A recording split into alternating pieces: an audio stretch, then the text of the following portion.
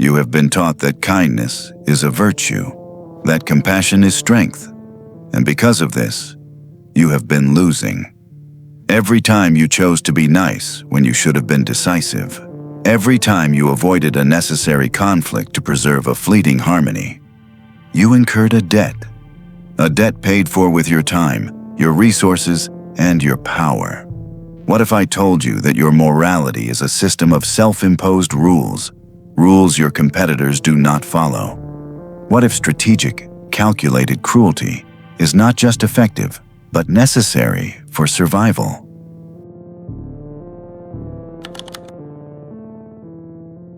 Let us be clear. We are not discussing sadism. We are not discussing emotion. We are discussing a surgical tool. Calculated cruelty is the deliberate application of pressure to establish a boundary, enforce a standard, or prevent future exploitation. It is not an outburst. It is an investment in long-term order. Is the gardener cruel to the branch? No. He is acting for the health of the entire tree. Your life, your organization, your legacy. That is the tree. The dead branches must be pruned, or they will drain the life from the whole. Consider the Roman legions. They employed a punishment called decimation. If a unit displayed cowardice, the soldiers were divided into groups of 10. Lots were drawn, and the one who drew the short straw was clubbed to death by his 9 comrades. Was this cruel? Exceptionally. Was it calculated? Absolutely. The Roman commanders were not monsters. They were strategists. They understood the cost of one man's life was negligible compared to the cost of a collapsed front line, a lost war. This single act served as a visceral, unforgettable lesson. It reinforced the cost of disobedience so powerfully that its mere threat maintained discipline, a brutal but rational calculation for the preservation of the whole. Application 1. The toxic high performer. James is your best salesperson, but he poisons the culture. The nice leader makes excuses, holds quiet talks, and tolerates the behavior for the sake of results. The consequence? Your best team members leave, your culture rots from within.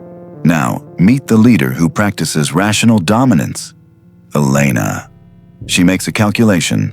The long-term cost of keeping James, the lost talent, the damaged reputation, the endless management, is greater than the short-term cost of losing his sales.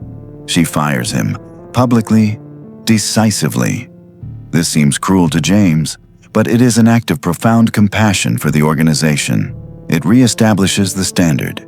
It demonstrates that no one is above the rules. This one act of calculated cruelty saves the company. Application 2. The personal boundary.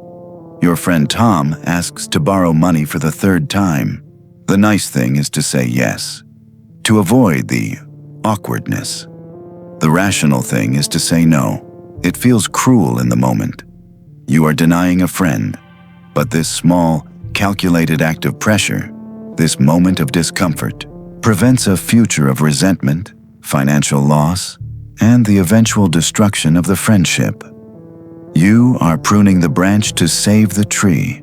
Sentimentality is the enemy of strategy. Your desire to be seen as nice is a vulnerability that the world will exploit.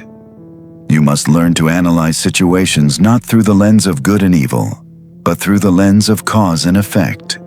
The equation is simple.